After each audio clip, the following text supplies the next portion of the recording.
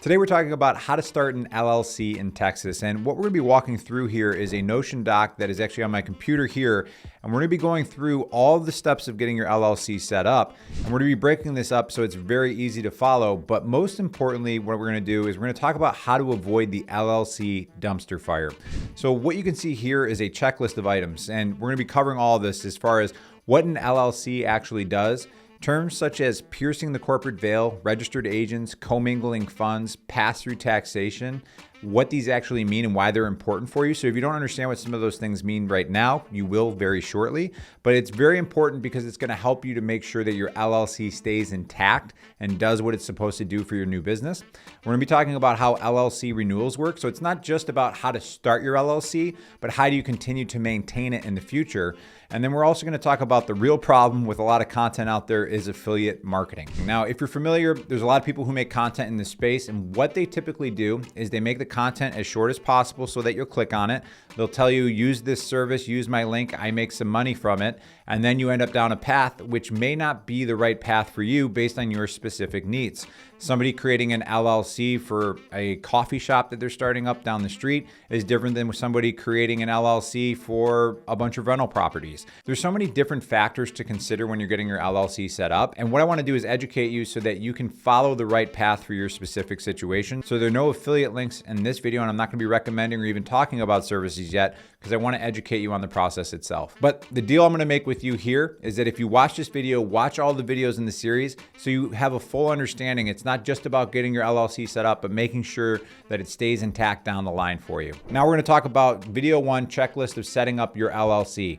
Now in the state of Texas, it's similar to other states, and there's going to be things that are going to vary, which we'll get into in a minute. But before we do that, I want to talk about understanding what an LLC actually does for you, because sometimes people are confused by this, and I'll help answer some of those questions that we had up here in this checklist here as we go through this. Why don't we jump into understanding exactly what your LLC does for you? So what it does is it offers limited liability protection because it's a limited liability company, but it also offers pass-through taxation, which we're going to talk about in a minute.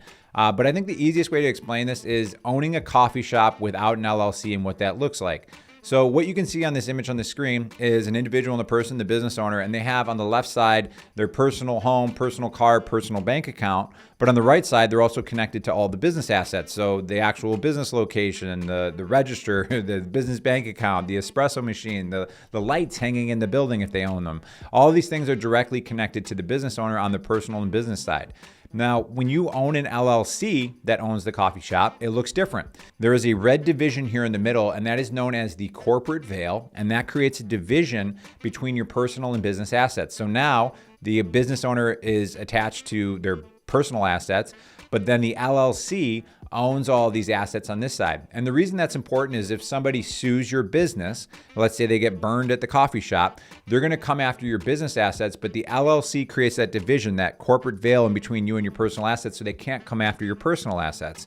What ends up happening is if you have your LLC set up incorrectly or you're not maintaining it correctly, an attorney suing you is going to try to do something called piercing the corporate veil. And what that does is it erases that division in between your business and personal assets so that they can come after your personal home, personal car, personal bank account. That is why an LLC is so important. Now I want to just talk about an explanation of pass-through taxation, because sometimes people think they're setting up their LLC because they're going to save on taxes. That's not what you do with an LLC. What a pass-through taxation basically is let's say that Acme Coffee LLC grossed $140,000 in your first year of business, and you had $90,000 of expenses for $50,000 of net income. That $50,000 in net income is going to flow through. It passes through onto your personal tax returns. So the IRS is taxing the individual, not the business. That is what's meant by a pass-through taxation. Yes, there are deductions that you can have as a business owner, but you don't have to have an LLC to do those. You could have a sole proprietorship for business expenses. But when it comes to the actual taxation of the business, it flows through, it passes through onto your personal tax return. So this is a playlist. In a future video, what we're going to talk about is once you're around $40,000 to $50,000 of net income, how you can actually elect your LLC to be taxed as an S Corp, and there's tax savings around that. But we're going to be getting to that in the future video. And like I said, this is a series, and I highly encourage you to go through all the videos in this series. Now, what I want to do is go through the checklist to start your LLC. I've broken this up into 3 sections here. There's before LLC formation, there's the actual forming of your LLC, and then after LLC.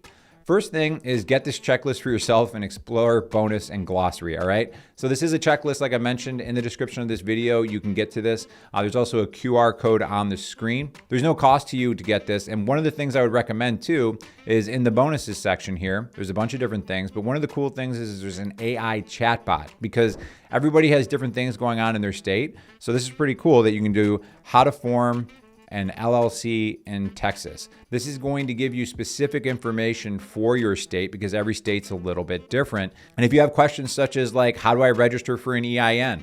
Those are questions that you can quickly ask this chat AI bot that's going to make things very easy for you. For the glossary of terms, if there's things being covered in this video which maybe you haven't heard of or I glossed over too quickly, you can go down here to get a little bit more context and explanation.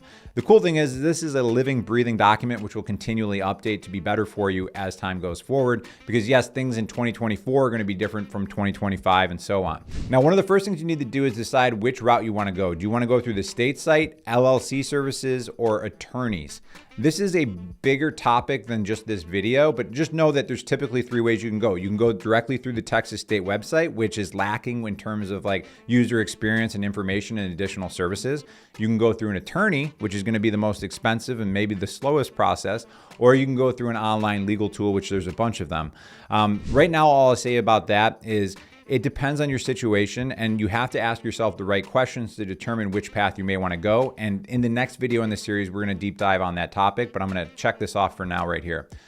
Decide on a business name for your LLC. Basically what you need to do for this is you have to make sure that this name isn't already taken in your state. Don't blow it out of proportion as far as the name for your LLC. And the reason I say that is you can always have an LLC name and then you can have a DBA, a fictitious name. So it's like I'm doing business as. So maybe your brand name that everybody sees in the public is different than the LLC that owns that brand, if that makes sense. So there's always opportunities down the line to have a fictitious name that you represent your business as, even though there's a different name for the LLC. The other advice here I would give too is ChatGPT and other these AI tools are great for brainstorming names. So you can give it some information of things you're thinking about and looking for alternatives. It's a great way to brainstorm names. Next, you want to search availability for your business name. I have a state directory list here. So in this particular case, you just go to Texas. So on this page, what you'll do is for the entity name here, you can see I've already been trying some out here, Dallas Mavericks. This is a great example. If I search this, you're going to see that there's 3 different things. There's 2 are foundations and then there's the actual Dallas Mavericks. What you want to do is you want to be able to get something in here. And of course, this is not going to be taken to where it says this business name was not found.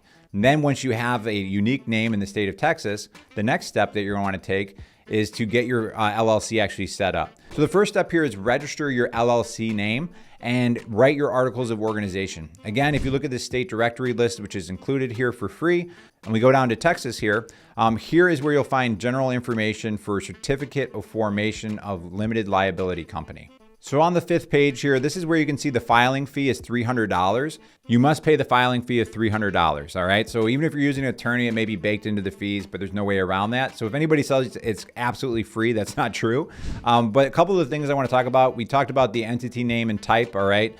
The type just being this line underneath that says that you must contain the words limited liability company or LLC. But then it says registered agent and registered office. Let's take a moment to talk about what your registered agent is exactly. Every state requires that you have a registered agent. Sometimes it's called a resident agent in other states. But what they are is a third party that handles important documentation and communication within your state, but they must have an actual physical address in Texas as well. It cannot be something where there's a PO box or something of that nature. Now, this is important, going back to that coffee example, is let's say that you're being sued. What that registered agent does is they make sure that you're getting that important information saying like, hey, there's a service of process here. You're required to show up to court. Here's the information and documentation on that. And they're handling this really important information for you. The reason this is so important is if you're not dotting your I's and crossing your T's, so to speak, with the LLC and you're missing things because you assigned the registered agent to your cousin or something down the street to save some money, that LLC may have a crack in it, which the attorney tries to pierce the corporate veil and come after your personal assets. So this is a mistake sometimes that new business owners make is they try to save $1 or something like that, and it can bite them in the end. So just know that you want to have a professional registered agent on your side. In the next video too, we're going to talk about different ways that you can assign a registered agent through a professional service. Now, the articles of organization is exactly what this document is here. And basically what you're doing is you're telling the state, like, who are the members of this? What is the name? What type is it? Who's the registered agent? You're going through all these different things. What I do recommend is if it is a partnership, you will want to spend some time on this, and you may want to consider talking to an attorney just because partnerships are a little bit more complicated, but just something to consider here when getting this set up. Now, if you're going through the state website, you can do this online through the state, or you can mail this form in if you're like 100 years old. But you can also go through online legal tools to do that all for you as well. Here you can see filing the articles of organization. Like I said, you can do it online or you can mail it in. This is where you're also going to have to include $300 for your state fee. Assign the registered agent, which we talked about, and create and sign an LLC operating agreement. LLC operating agreement basically says what the LLC is about, who are the members, but it can also cover things such as, like, let's say one of the members wants to exit. How do you handle that situation? The LLC operating agreement is not always required in every state, but it's a good idea to have it up front. It's one of those things where it's like an ounce of prevention is worth a pound of cure. Because if you had a business partner who wants to leave 5 years down the road when you have a successful business, it may be tens of thousands of dollars of litigation because you didn't have a proper LLC operating agreement in place already. Now, after the LLC formation, you can set up an EIN. This link right here is really helpful. If you want to do this on your own for free, this will determine your eligibility, understanding the online application, and submitting your application. Now, what is an EIN? Well, the employment identification number is like a social security number for your business, right? It's a way for the IRS to identify your business.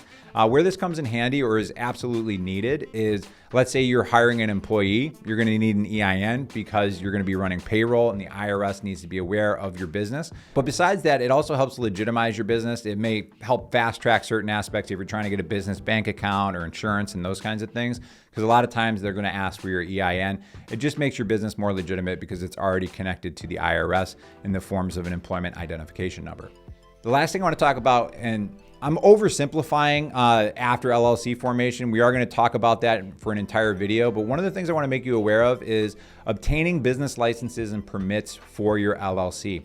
There's an SBA resource here that's really helpful that walks you through this, but the easiest example I can always give on this is if you were going to start a brewery, right? If you're going to brew alcohol and serve alcohol, there may be some licenses and permits that are necessary for that, but those licenses and permits sometimes are on the federal level, state level, and then the local level.